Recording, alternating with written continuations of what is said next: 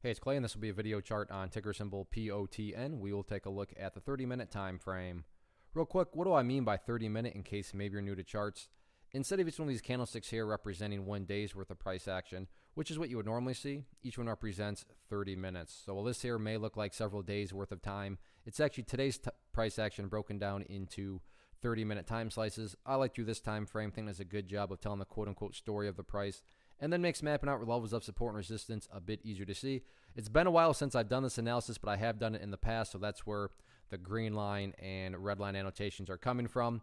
And on that note, that brings about our first update, and this update is based on a foundational rule in charting, which states when levels of support are broken and closed below, they tend to act as resistance. So the last time I did a video, 55 cents was considered an area of support, but now that the price has broken below it and closed below it, on any sort of bounce to the upside, 55 cents is definitely going to be that key area of resistance to keep an eye on. I'm not going to mark this level out annotation-wise, but in the very short term, it looks as though 51 cents here is forming a little miniature area of resistance. You can see several times, during the course of the day after the early morning, the bulls try to push through that level, but right there we're rejected, and then later in the afternoon rejected once again. So short term wise, 51 cents seems to be a little bit of a speed bump right there, but overall definitely 55 cents is that key level of resistance.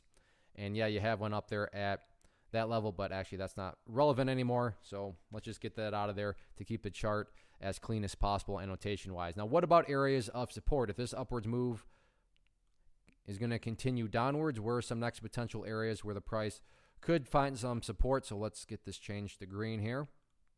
And it's looking like, let's see, all right. So far, right here at 48 cents after today's price action, very clear that the bulls did a great job of holding strong. And whenever the price got right around 48 cents, there were plenty of people willing to buy. In the event 48 cents does not hold, the next key area of support would be down there right around that gap close location at the 45 cent mark. So support wise, 48 cents, 45 cents.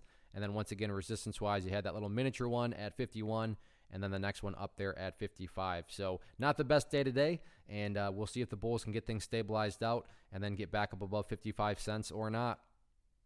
One of the biggest questions I get is, hey Clay, how do you find the stocks that you trade? So what I've done is put together a free resource guide where I talk about the tools that I use to locate stocks that I find interesting and think may have potential. So if that sounds like something that could add value to you as a trader, then click on the image that is up on the screen right now and I will email you the guide. The guide itself is very short and to the point, and best part, it's completely free.